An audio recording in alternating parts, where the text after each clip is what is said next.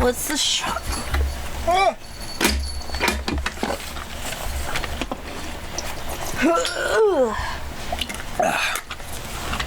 Some Mike.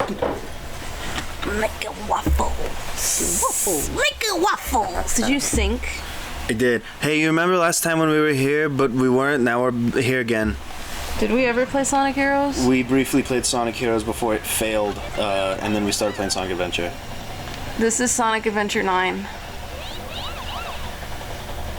Oh. Look at his eyes. Yeah, his soulless freaking eyes. Everything about Blink! Look! Oh! So there is official art in, I think, the Sonic Adventure manual that shows the character's feet. What? And look at Big. He's wearing sandals. So that's what they look like. But he's got weird people hands. It shows Tails and Amy in beach clothes, and they're both wearing sandals, and they both have feet like Big. So it stands to reason that Sonic does not have toes. Like the movie?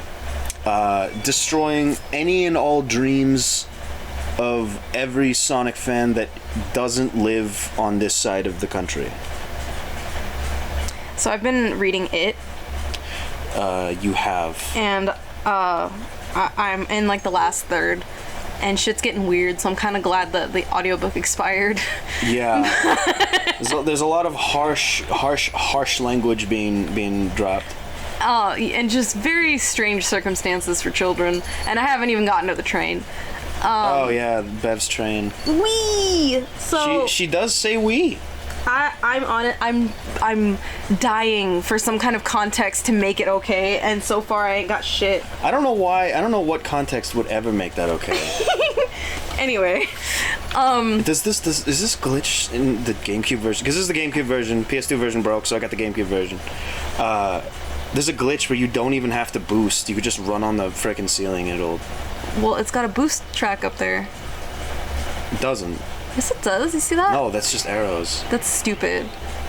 Anyway. I'm sorry. Pennywise, the clown. Has he even appeared? Yeah.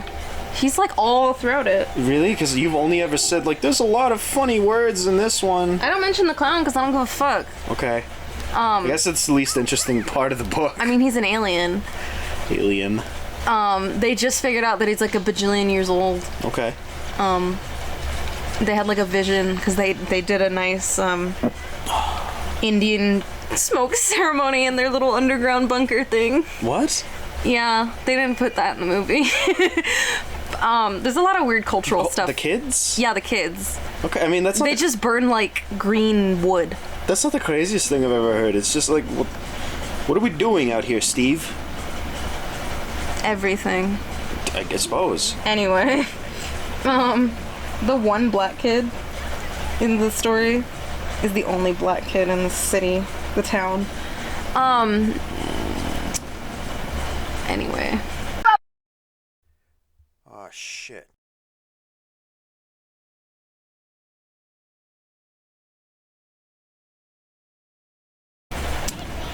I guess it was the 80s.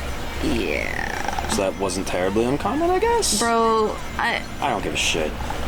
I'm trying to be like, let's separate author from content here. Because obviously the characters that are super racist and creepy are painted as the villains. But at the same time, I'm like, why do I gotta read this shit? Because you're reading the book. You chose the book. I don't know. Why did he write it? Anyway. Why did he write it? Because it was trying to write something that would, I don't know, be remembered. It worked. It was. Totally worked. It's a good book. Anyway. Fucking Pennywise. His whole thing is that he's a shapeshifter. So all the kids see him differently. It's like, oh, I just watched a werewolf movie, so now he looks like a werewolf. Oh, I'm scared of this leper dude that I saw in the street that offered to suck my dick, so that's what he looks like. Bev is scared of her dad, so it looks like her dad. Whatever, right? So damn. I was thinking, what would my Pennywise look like? That's a good one. And I keep looking into Big's eyes. Oh. There's a lot of scenes in the book where they describe eyes that are like they're 2 feet wide. Wow. Each in bushes that are staring, unblinking. That's really cool. Why wasn't that in the movie?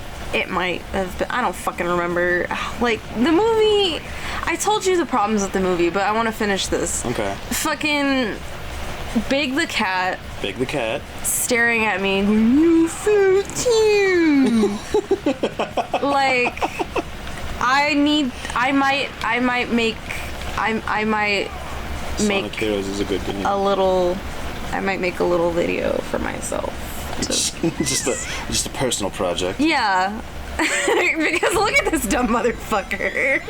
Right before we turned on the recording, we were I was just playing casually Sonic Heroes, and we were talking about how like Big got just a little bit too much hate, and then we were like, I kind of broke it down, and we were like he did get too much hate, but he walks like this and sounds like this and he looks like this. It's like, well, I guess there's nothing to like about him then. Fucking purple. He's the first purple like creature that I want to punch in the face. The second? What's the what? Well, he was the first purple creature you wanted to punch in the face. Is that list ongoing? Him and Barney and... Barney? What did Barney ever frickin' do? He's kind of got the same voice, honestly. Is this Japanese Barney?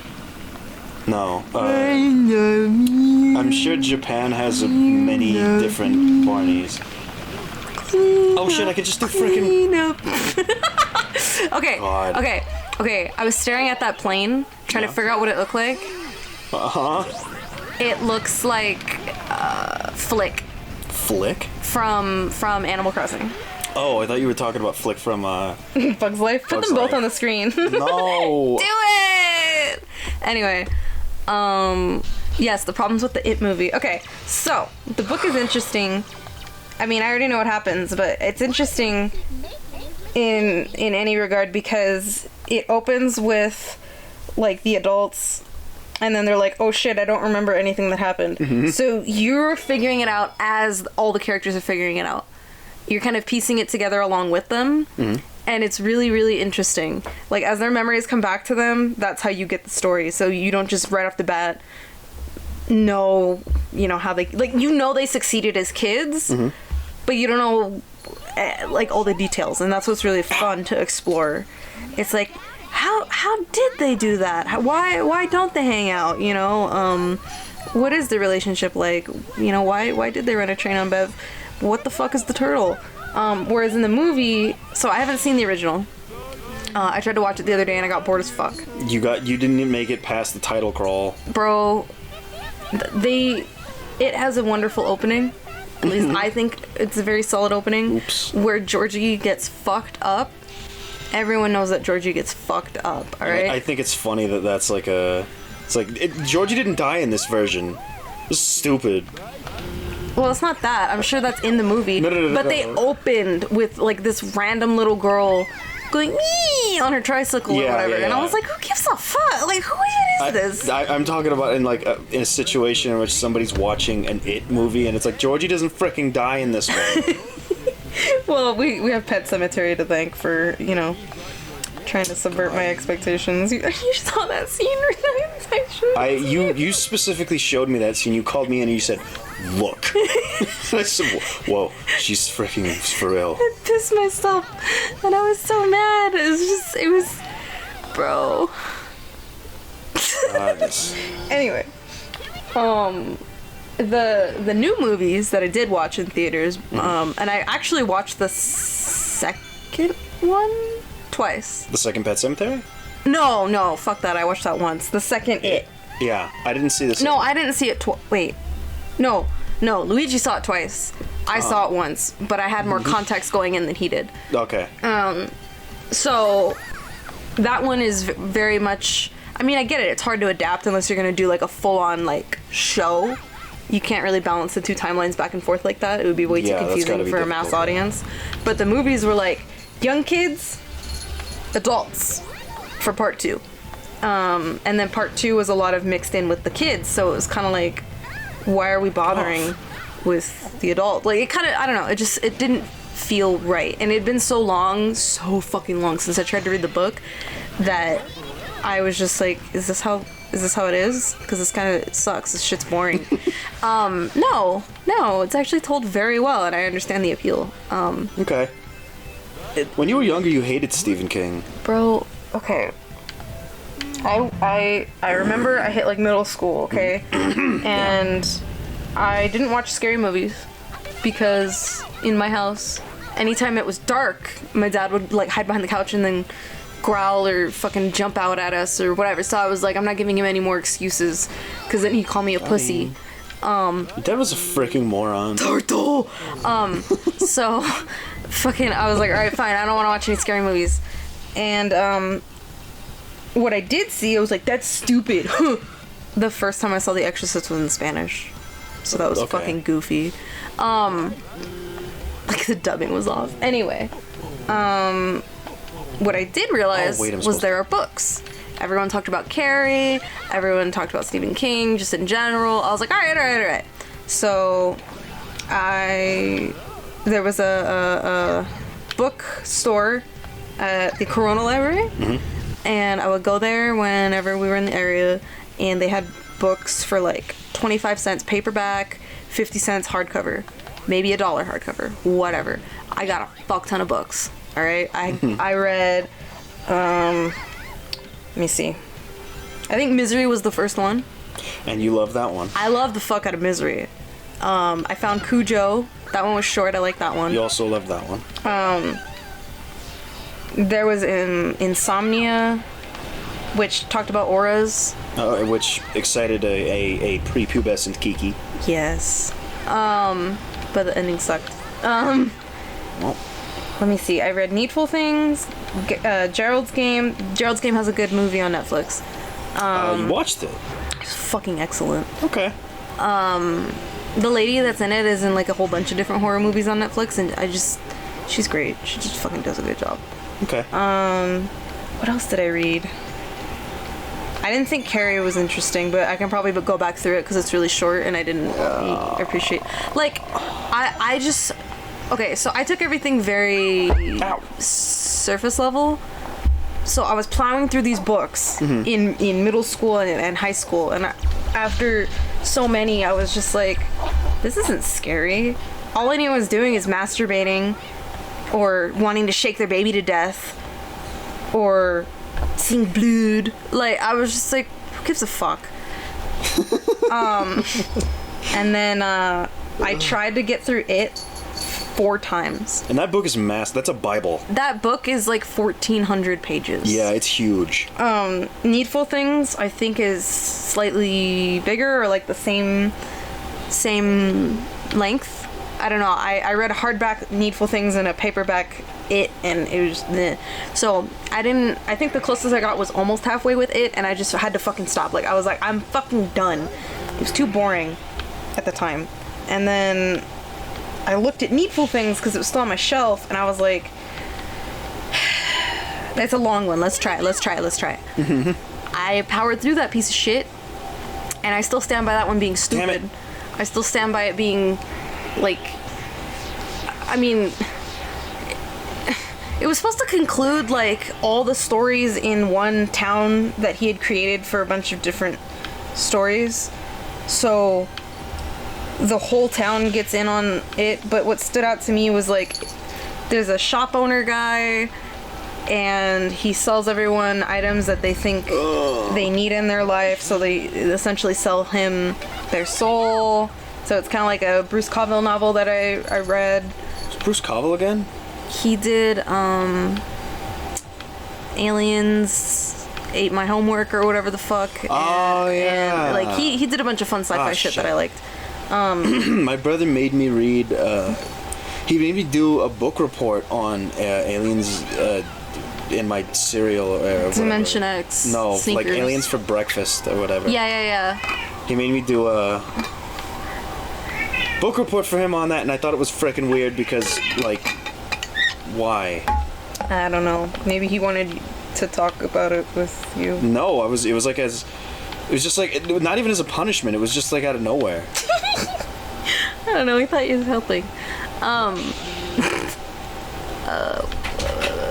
Long story short, all I remember of that book is that two ladies got two different items. One was like a signed picture of Elvis, and the other was like Elvis's sunglasses. Woo! And both of them had visions of Elvis fucking them and telling the other, oh, she's trying to steal me away from you. So they become under that spell, and they both like fucking fist fight each other to the death over the imaginary Elvis. And it was really weird to me. Okay. And then also, as the pattern, you know, was already apparent to me, that book ended with a flash of light. And then everyone going, oh, okay, we'll just go back home now. And I was pissed as fuck. I was like, you son of a bitch. Because that's how Insomnia ended. Insomnia was Stephen King? Yeah. I didn't know that. Yeah. And the little green men kamikazeing like a entertainment center. What the fuck is it called? What? No, what is it? They were kamikazeing. They're supposed to be like representations of the fates, but they fucking kamikaze like a convention center or something. Convention center. What did you say? An entertainment center? Yeah. They're not that little. I just think, in my head, I saw like the costume you made for Jesse, and he just does like, "Hi, we're Little Green Men. Welcome to Jackass." And he just jumps into this thing. Oh. That's how it felt. Also, old people sex in that book. It was awkward. Yeah, so it was just like everything ends in a flash of light and everyone just goes home, and I was like, what the fuck kind of resolution is that? And I got fed up, and I was like, you know what, I'm never touching another Stephen King book. Fuck this guy, he's a hack. I Came back, grew up this year and said, oh shit. I like, there are times when, and not to make it about like dad, Yeah. right? But there are times when it's like you know, you've heard like, oh, you're young and you don't get it, and it's like, well, there are some things I didn't get. Yeah, I super didn't get it. I was too like literal. Like, why would a clown be scary? Why would, you know what I mean? Get it. Oh, you little dapper boy. Here's the picture. Yeah. You gotta put that to now. It's in the Discord. Okay, good. Now I have no excuse. Shit. Ha, bitch. Anyway. You precious little guy. Anyway. Yeah. So, little me was like, haha, idiots. How are they gonna get scared over a clown? How's anyone gonna get scared over some blood? It's just blood. Freaking down. These cats are driving me up the freaking wall today. But now I'm like, yeah, the description of Beverly's husband coming to beat her fucking ass for smoking and telling him no is terrifying. Like, because you get his perspective of it and his rationale, and it's disgusting, and it makes your skin crawl, and it's like, oh god. That's really cool. That's a really, okay. Yeah. I wonder how much of that shit he stole. You know what I'm saying? I don't know. Because like all you hear about like the greats and all the shit they've done. Yeah. And you don't ever hear about like inspirations. It's like I take inspiration from life around us. It's like frickin' who though? Well, what I'm trying to decipher without research is which books he wrote while he was drunk. Because he had to go to rehab because he was on like Xanax and like tons and tons of liquor and like all kinds of shit. And I know that Needful Things was one of the first things he wrote after he got out of rehab, so good for him. But like maybe Insomnia was one of those fever dream fucking, I don't know. Anyway, the reason I came back to Stephen King was actually because of his son, who goes by Joe Hill when he writes, and he's great. He's got some of the same like issues I have as far as like his dad goes, because like he kind of writes really unlikable fucking characters, but at the same time I can appreciate it because they're kind of just real people. More so in Nosferatu. Oh yeah, you're here. Yeah. Why do they just keep like pushing his belly? He fun man. He's aroused. They are children. One is 12 and one is 8. So I listened to Heart-Shaped Box. That one was cool. I listened to Nosferatu. That one was cool. I thought you were saying the freaking Nirvana song. Oh, yeah, no. I thought, yeah, no. That's actually kind of what kicked off my audiobook binging. Was just like, oh, I don't feel like reading this. That's a good way to get into books, I found. Yeah. Because, like, I didn't have the attention span to get into it by myself again. I really didn't. I got over halfway through in the audiobook, and then it expired. And now I'm where I'm at, so that's cool. Yeah, you were dragging your feet up until, like, you actually hunkered down and started to actually listen to, rather, the book. Mm-hmm. And when you did, you were, like, listening to it at every opportunity. Like, you were waking up at 3 a.m., like, oh, I can't sleep. Might as well just wake up and listen to the book and do a puzzle. Yeah, that was fun. It's great. I love being able to multitask, because I still enjoy reading. Like, I'm at the point where I'm able to just read the book, because I'm invested now, and I can kind of hear the voices that the guy was doing. Yeah. Which, that guy was an amazing... That guy was Who fucking awesome. I'm gonna look it up real quick, because it's expired on my thing, but I might have... It's like Stephen... Hold on. It was like Stephen King. Oh my frick! Let me see. It was read by... Shit. Is there like a... This is impossible. Returned on the due date. Fricking whore! Let me see. Sorry. Stop. Steven Weber. Steven Weber? That's a familiar name. He's done... What's he done? I'm gonna look him up really quick. I don't wanna lose. But he was fucking fantastic. Like, so the book's third person. He's an actor. The book's third person, but the way it's written and the way he played Jack Torrance in the miniseries of The Shining that King really, really liked better than the movie. So that's cool. Let me see. I guess he's like a pilot. Look at this grainy ass FMV. You caught me with my pants down! You know, when you say it like that, I realize that Sonic's naked and Amy isn't. Yeah, they mentioned that in Boom. You were watching Boom recently. Yeah. I also noticed that, like, this, for the first time, like, Boom started in 2014, and I just barely noticed that Styx doesn't wear gloves. Shut up.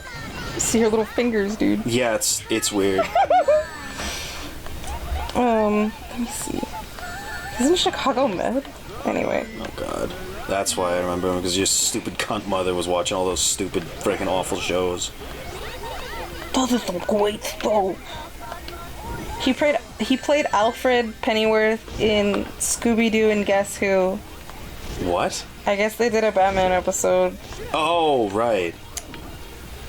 Oh! He played the creep motherfucker in The Perfection. What's The Perfection? The one where the two ladies play the violin. Yeah. And yeah, that one. Let me see. What else was he in?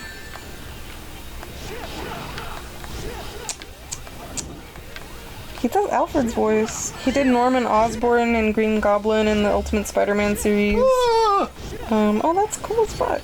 I thought I knew him. He was Alfred and he was Norman Osborn. Yeah, good for him. Jumpin' Jim and Regular Show. I didn't watch enough Regular Show to recognize that character, but that show always seemed like my style, you know what I'm saying? Yeah. That's a stoner show for kids. It's awesome. I don't know how the fuck it managed to do what it did. I can't believe it. It was almost Adult Swim. Like its time slot. It weirdly rode the line. Was it? No, it wasn't like a time slot of Adult Swim. No, it was close to it though. Like right before. Yeah, it was like right before Adult Swim came on. Not the show right before, but it was really close. Frickin' hell. It'd be like Adventure Time. You'll see that if I edit it together. It'd be like Adventure Time, Regular Show, something, Adult Swim. I'm Well, trying to win we Sonic identified. Adventure. Anyway, he's fucking amazing. Oh god, good, Knuckles dead. Oh, you have to kick their ass. Yeah, the Sonic Heroes had like a really high focus on combat for whatever reason. It looks like a Mario minigame. I don't know how I Mario did it, but Party. I did it. That conversation's over. Do you have anything to add? No, just audiobooks are great. They're free.